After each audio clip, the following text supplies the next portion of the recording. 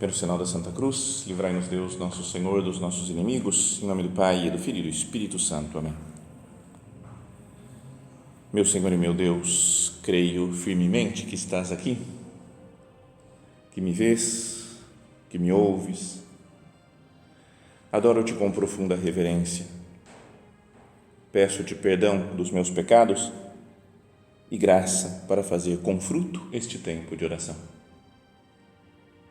Minha Mãe Imaculada, São José, meu Pai e Senhor, meu anjo da guarda, intercedei por mim.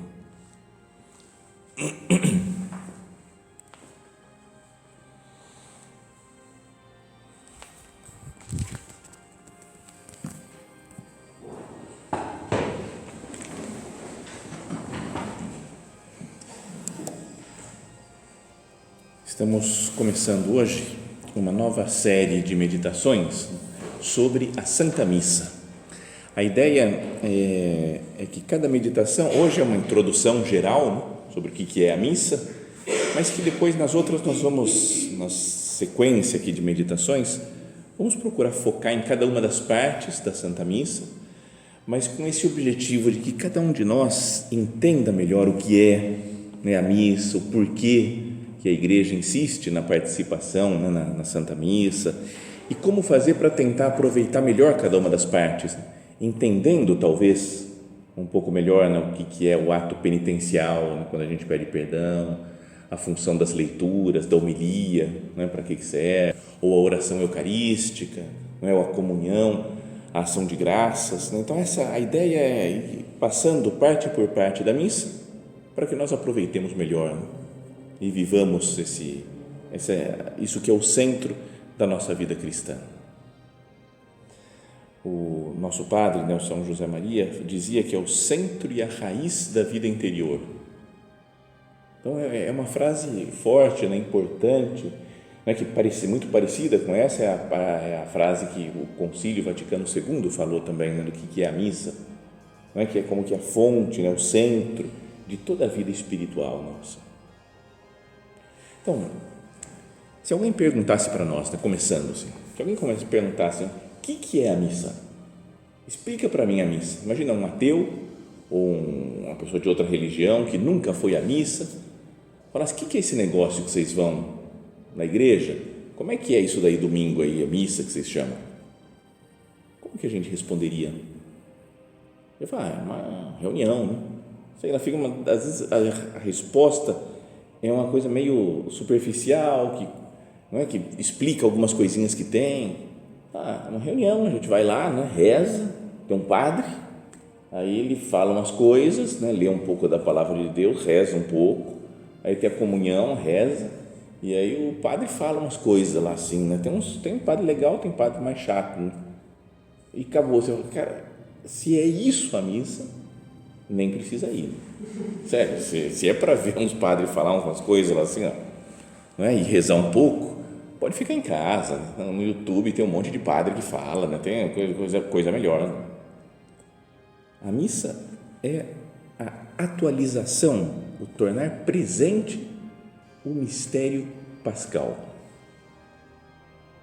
A paixão, morte e ressurreição de nosso Senhor acontecem de fato na Santa Missa. De vez em quando a gente pode pensar, né, que nós nascemos atrasados, né, falar como o bom seria ter nascido há 2000 anos, morar lá em Jerusalém, ter sido apóstolo de Jesus, e aí ver Jesus está na última ceia, está na cruz, né, você vai vendo lá, vai no Calvário junto com Nossa Senhora, está acompanhando, subindo o Monte Calvário, ver Jesus morrer, depois ver ele ressuscitar e subir aos céus. Você fala, cara, eu peguei o momento da história da humanidade, né? Eu falo, cara, não troco minha situação por ninguém, porque eu nasci no tempo certo, no lugar certo. Eu vi Jesus morrendo e ressuscitando. Então, isso é o que acontece em cada missa que a gente participa. Torna presente, né? A missa, a Santa Missa, torna presente a nossa salvação. E, portanto, a Santa Missa é o que dá sentido para a nossa existência, é o que dá esperança para a nossa vida. podíamos dizer, né, que a missa deve ser a razão do nosso ser. Eu existo porque existe a missa. Eu tenho esperança de salvação, de ir para o céu porque existe a missa. Acima de qualquer outra realidade na Terra. Sério, acho que eu posso apostar, né, com qualquer uma que fala assim, fala uma coisa mais importante que a missa. Fala uma coisa, a missa é melhor. Qualquer uma, não tem uma que perca da missa.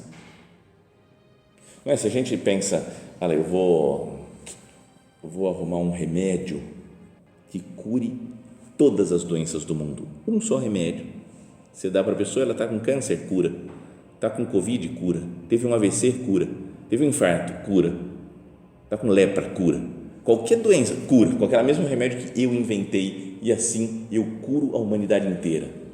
Bom, você fala, pô, legal, coisa boa, mas a missa é melhor. Você fala, não, cara, está exagerando, a missa é melhor. A ideia dessas meditações é provar isso, que a missa é melhor do que arrumar uma cura para todas as doenças.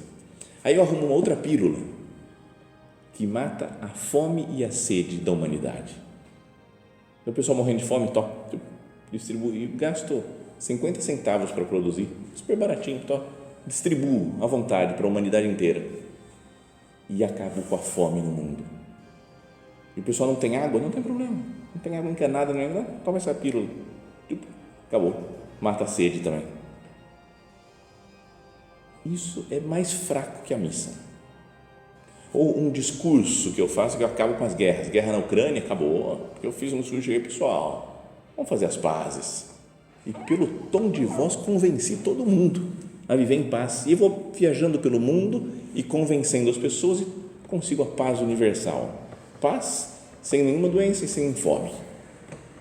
É tudo coisa boa, mas até isso eu diria é mais fraco que a missa, porque a missa nos salva a vida eterna, consegue a salvação do gênero humano, a transformação da humanidade. Diria que infelizmente, né, acontece que é difícil de acreditar nisso, porque com certa frequência a gente vê um pouco de bagunça na missa, né? Não é triste? A gente vê uma coisa, não vê uma coisa meio descuidada. Chego na igreja, a igreja é feia. A pessoa, se fosse uma igreja super bonita, uma catedral da Europa, só de entrar, você já fala, Deus existe, cara. Sabe, só de ver a maravilha, o incenso, aquelas coisas, você fala, nossa, você fica impressionado. Aí você vai numa outra igreja aqui, pequenininha, fraquinha, meio suja, meio zoada, assim. Aí você vai escutar a música da missa, e aí é ou super alto, você não tem esse negócio, põe no máximo lá, todo negócio, você não consegue nem. Tem um padre aqui da diocese que é músico também, compositor, compôs música, sabe tudo de música, e um dia nós estávamos juntos concelebrando a missa, começou a tocar um negócio e teve um tremor e falou, para que nessa altura que não dá para apreciar nada, só está atrapalhando nossos ouvidos. Às vezes é isso, né? Ou música feia, música desafinada. Uma vez numa missa, que triste, que dor e que vergonha também, foi uma mulher cantar o salmo e a pobre coitada tinha muito boa vontade, mas só boa vontade e nada mais. Então ela começou, era infinitamente desafinada, mas era um desafino que atacava, sabe, todas as fibras do riso, sabe, que você queria rir, só que você estava lá, padre, né? Eu era o padre, estava sentado lá, aí você não pode rir, aí você começa a respirar, começa a chorar um pouco para tentar se segurar, concentrar em outras coisas, você se belisca, aperta, né? Você fala, calma, vai passar, sabe, então era um sofrimento, né? Aí você fala, é a coisa mais importante do mundo, a missa. Você fala, não. Homilias, às vezes, né? Nós mesmo, padres, né? Fazer uma homilia fraquinha, ou uma homilia que não tem nada a ver, começa num assunto, puxa outro, aí vai para outro. Às vezes o padre não prepara a homilia e faz um replay do Evangelho. Sério, isso já me disseram, disse um amigo que foi à missa e a homilia, e o Evangelho era da mulher samaritana, sabe? Jesus senta na beira do poço, lá fala com a samaritana, que é super longo. E acabou, o padre começou. Então, vimos no Evangelho de hoje que Jesus estava caminhando pela Samaria e, cansado, se sentou à beira de um poço, enquanto os seus discípulos foram comprar alimentos. E nisso chegou uma mulher que era samaritana. Então ele perguntou: dá-me de beber? E ela respondeu. Cara, ele começou a contar na homilia, ele não tinha preparado, acho, todo o Evangelho, né, de cabeça, ele sabia, e aí foi falando, mas era toda a mesma. Nós falamos: é para isso que eu vim aqui? E às vezes a demora, um monte de avisos que tem. Então, parece, é uma pena, né, pensar nisso. Estou generalizando mal o negócio, não é que seja tudo assim, mas parece que é algo de gente que não tem muito o que fazer, né? Como você não tem nada muito importante para fazer, vai à missa, aí lá passa um pouco tempo, né? Mas quem tem cabeça, inteligência, vai se dedicar a outras coisas mais importantes, né?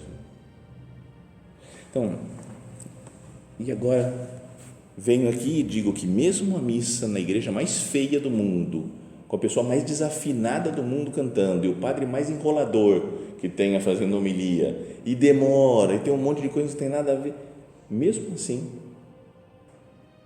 é o acontecimento mais importante da vida. Porque nesse acontecimento se torna presente a paixão, a morte e a ressurreição de Cristo. Em qualquer lugar do mundo, em qualquer situação, em qualquer circunstância, onde se torna presente, né, o pão e o vinho se tornam o corpo e o sangue de Cristo, lá acontece a salvação da humanidade, né, do gênero humano. Então é algo para pensar isso daqui. Meu Deus, quantas vezes eu vou à missa, né, participo da missa, sem pensar nessas coisas. Quantas vezes eu quero que acabe logo. Não elevo muito a minha cabeça, o meu coração, para pensar que eu estou diante da salvação.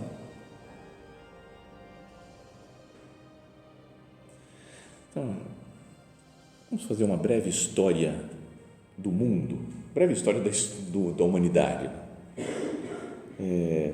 para chegar na missa, né, e explicar o que é a Santa Missa. Então, o mundo começa lá com Adão e Eva, né? É bem começo mesmo, vamos lá para o comecinho, Adão e Eva.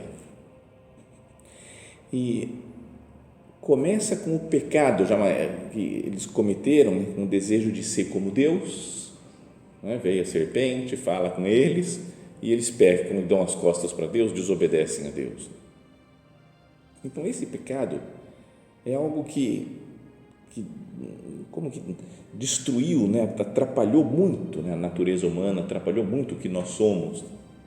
E é um pecado grave, porque é um pecado diretamente contra Deus, de querer se colocar no lugar de Deus.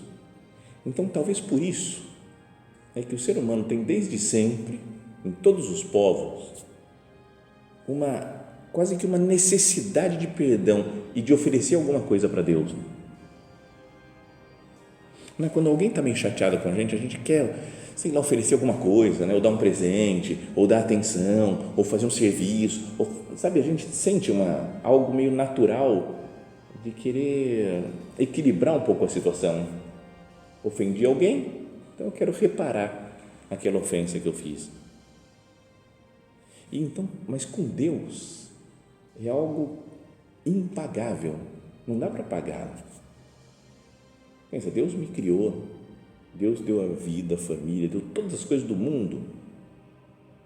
E esse pecado de Adão e Eva contra Deus que a gente ganhou, né, em herança, o pecado original, gera em nós uma coisa de, eu não consigo pagar para Deus. Se alguém me dá R$50, passou 2 dias e eu devolvo R$50, falo, ok, estamos quites, ok, tudo certo, ninguém deve nada para ninguém. Com Deus não dá para falar nunca. Oh, meu Deus, estamos quites, tudo certo. Deus me deu a vida, né? Como é que eu faço? Só isso?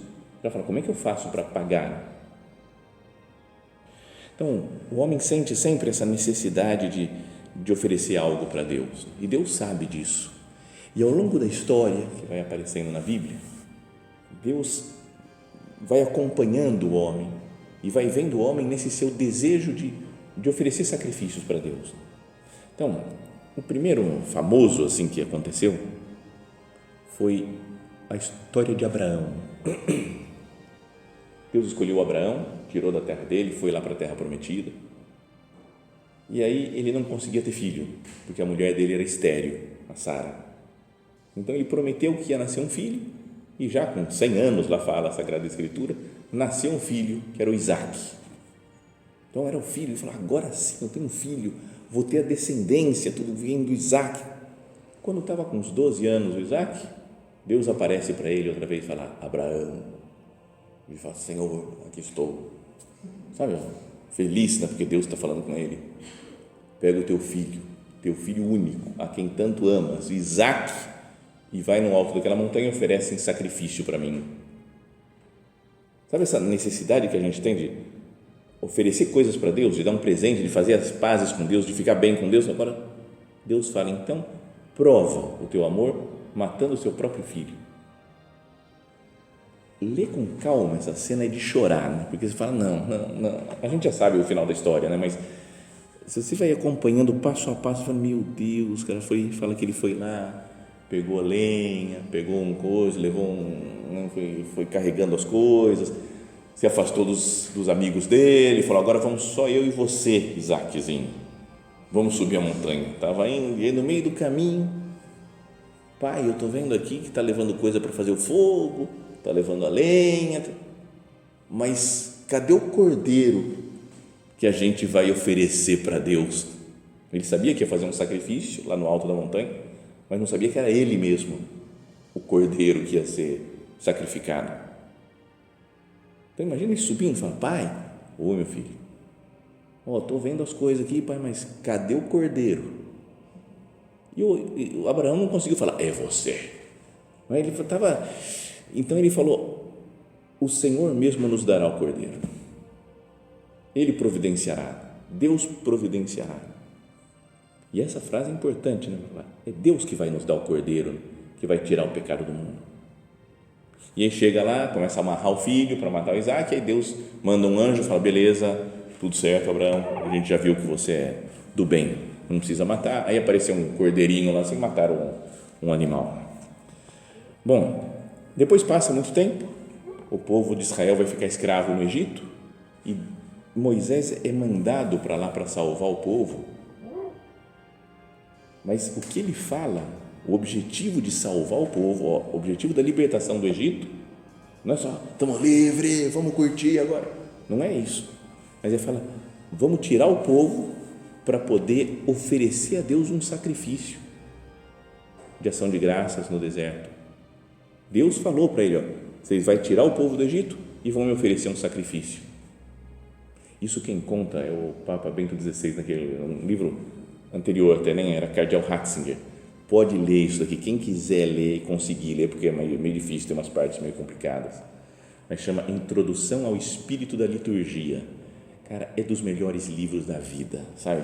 Introdução ao Espírito da Liturgia. Então ele começa falando disso daqui. O Moisés foi lá e falou para o faraó, liberta o meu povo, porque a gente tem que ir para o deserto oferecer um sacrifício para Deus. E o faraó falou, nem a pau, não, de jeito nenhum. Então ele foi lá, começou a mandar umas pragas, umas coisas assim, falou, beleza, eu deixo, mas pode ir só os homens, não, tem que ir todo mundo, tá bom, só os homens, as mulheres, crianças, pode ir, mas os animais ficam aqui, os animais. E você falou, o Moisés falou, eu não sei se Deus vai querer que a gente ofereça um animal, então a gente não sabe qual que vai ser o sacrifício que Deus vai pedir para nós, então tem que deixar liberar tudo. Então depois de todas as pragas que mandou para o Egito, então foi libertado o povo, para que eles pudessem oferecer sacrifícios para Deus. Está vendo? Sempre dentro dessa, fala, eu sou devedor para Deus e eu quero pagar a minha dívida oferecendo alguma coisa para o Senhor. Depois vai passar o tempo vão chegar na terra prometida, vão vir os reis de Israel, Saul, Davi e Salomão, e aí Salomão constrói um templo, e no templo eles ofereciam milhares e milhares, né, de bois, de carneiros. É uma matança, né? Para quem, os defensores dos animais atualmente, se lê essas coisas da Bíblia, fica super escandalizado, né? Porque o que matam de bois, de carneiros, de touros para Deus, parece que eram centenas e milhares, assim, talvez por dia até. Então faziam isso daí para tentar ficar ok com Deus. Mas chega o profeta Isaías e Deus fala através do profeta Isaías: de que me serve a multidão dos vossos sacrifícios, diz o Senhor. Estou farto de holocaustos, de bodes, da gordura de touros, detesto o sangue de novilhos, de cordeiros, de cabritos. Falou, chega de oferecer isso daí. Eu quero um coração convertido, que vocês mudem de vida. E era assim, o pecado foi contra Deus, né? Mas dependendo da dignidade da pessoa que eu ofendo, é mais grave, né, o pecado. Não, imagina se eu xingo uma pessoa na rua, me deu uma fechada no trânsito, eu xingo a pessoa, não está certo, mas tudo bem, foi uma coisa impulsiva. Se eu xingo a minha mãe, eu falei, peraí, não pode xingar a mãe assim, fica muito mais sério. Eu vou lá no Vaticano e xingo o Papa. Você falou, cara, você está louco, cara, como assim? Dependendo da importância, né, da pessoa, fica mais grave, né, o xingamento. O que fez o homem, Adão e Eva, foi como que xingar Deus, se afastar de Deus. Então é um pecado contra Deus que tem uma culpa infinita, que para conseguir perdoar o homem precisaria ser alguém que fizesse um sacrifício, né, de valor infinito e que ao mesmo tempo fosse homem, ou seja, que fosse Deus e fosse homem. E quem é Deus e homem ao mesmo tempo? Nosso Senhor Jesus Cristo. Deus fala, estou cansado dos vossos holocaustos de bodes, gordura de touros, detesto o sangue de novilhos, de cordeiros, de que falou, eu vou mandar, como se fala, eu vou mandar o Cordeiro de Deus, o verdadeiro, que é homem, para oferecer um sacrifício, né, em favor dos homens, e ao mesmo tempo é Deus e faz um sacrifício de valor infinito que consegue apagar os pecados da humanidade inteira. Então vem Jesus, que é apresentado, né, por São João Batista como eis o Cordeiro de Deus. Então esse Jesus, né, que está aqui, é como se São João Batista estivesse apontando para ele aqui, eis o Cordeiro de Deus, é aqui que está a salvação. É aqui que tem um sacrifício, né, de valor infinito sobre o altar, que consegue perdoar a humanidade inteira, desde Adão e Eva, perdoa tudo, todos os nossos pecados e os futuros, as pessoas que vão nascer ainda, que nem nasceram, nem pecaram ainda, mas já está tudo perdoado por Deus. E isso se torna presente na Santa Missa. A última ceia, que a gente, muitas vezes as pessoas falam, não podem falar, né, que achar que a missa é como que um replay da última ceia. Então tem a ver, não é exatamente, mas tem alguma coisa, é uma refeição, estão do lado da mesa, né, do altar, mas lá Jesus antecipa a sua entrega. Ele pega um pão e fala, isso é o meu corpo que será entregue por vós. E pega um vinho e fala, isso é o meu cálice do meu sangue que será derramado por vós. Então, é como se ele falasse, amanhã esse meu corpo aqui vai ser entregue. Amanhã esse meu sangue vai ser derramado. Então, eu quero de vocês, fazer isto em memória de mim. Sempre que vocês fizerem isso daí fala São Paulo também, né? Estamos tornando presente a paixão de Cristo, a sua entrega por nós. Jesus antecipa a sua morte na quinta-feira santa, morre na sexta, ressuscita no domingo, mas deu já na quinta-feira o modo de tornar presente aqui. Sempre que vocês, os apóstolos e os sucessores dos apóstolos, falarem essas palavras que eu falei aqui, eu fazer isso em memória de mim, vai se tornar presente na Eucaristia. Portanto, então, a ceia do Senhor, a última ceia, a paixão de Cristo. a morte de Jesus na cruz, a ressurreição, a ascensão aos céus, como que a vinda do Espírito Santo, né? Toda a salvação que nós recebemos de Deus está presente, né, nesse mistério pascal que se torna presente na Santa Missa. Então a missa é algo que, de certa maneira, está fora, né, do tempo e do espaço. Lembra aquelas coisas, já falamos aqui alguma outra vez, lembra a linha do tempo? Quando você, em aulas de história, linha do tempo, e aí tem aqui dinossauros, aí surgiu o homem, depois não sei o quê, depois ano zero, Revolução Francesa, e vai colocando na linha do tempo as coisas assim, historicamente. Então, a primeira missa, a paixão, morte e ressurreição do Senhor, está ali, perto do ano 30, mais ou menos, depois de Cristo. Né? A gente marca ali. Mas, ao mesmo tempo, é algo que está fora do tempo e do espaço, como se tivesse acontecido no céu. Imagina, está fora da linha do tempo. E cada vez que se celebra a missa, a gente chupa esse momento. É meio absurdo falar assim, reconheço que é muito feio falar isso, mas hoje acontece a missa aqui, São José dos Campos, agora, por exemplo, e a gente está automaticamente naquele momento da paixão, morte e ressurreição do Senhor. Alguns falavam de uma espécie de máquina do tempo, né, que a gente entra e vai para, mas é mais do que isso, é tornar na nossa situação aqui real, concreta, uma presença verdadeira do mistério pascal. Atualiza, torna presente diante de nós a última ceia, a paixão, né, o sofrimento de Jesus na cruz, a sua morte, a sua entrega por nós, a sua ressurreição. Então, por isso é que falava que o que há de mais maravilhoso no mundo, se a paixão, morte e ressurreição de Cristo perdoaram os pecados da humanidade inteira de todos os tempos, não é? E a vida eterna, conseguiu abrir as portas da vida eterna para toda a humanidade.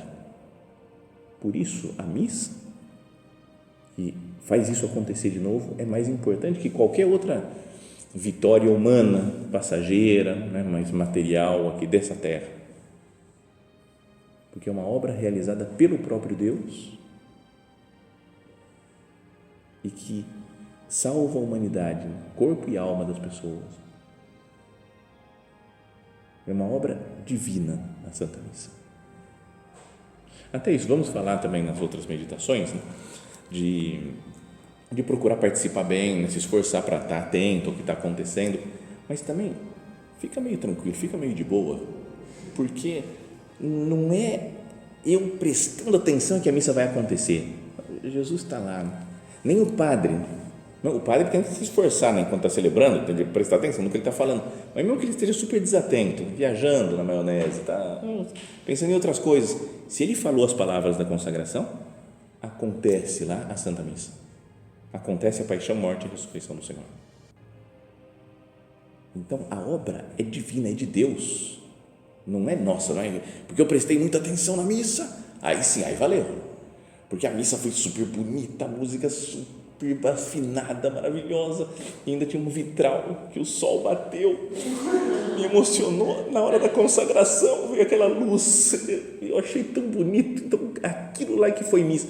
Então, beleza, isso pode ajudar, né? Pode deixar a gente sentimentalmente mais de acordo, mas é uma obra divina. Em cada missa acontece a salvação do gênero humano. Então, por isso é a coisa mais importante que tem. Bom, já passou o tempo aqui, né? Tem que dar vontade de falar de tudo já, né? Pegar todos os capítulos da série A Missa e já ir falando, né? Porque é uma realidade infinita, né? E maravilhosa, que a gente deve querer participar cada vez melhor, entender cada uma das partes para viver melhor, né? Que tem uma influência decisiva na nossa missa, na nossa vida, a Santa Missa.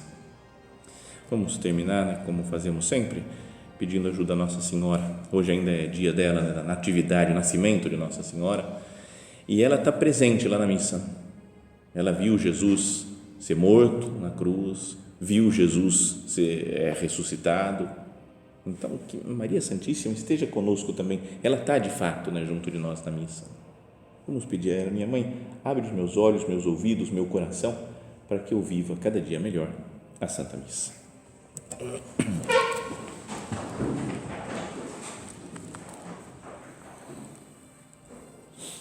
Dou-te graças, meu Deus, pelos bons propósitos, afetos e inspirações que me comunicaste nesta meditação. Peço-te ajuda para os pôr em prática. Minha Mãe Imaculada, São José, meu Pai e Senhor, meu anjo da guarda, intercedei por mim.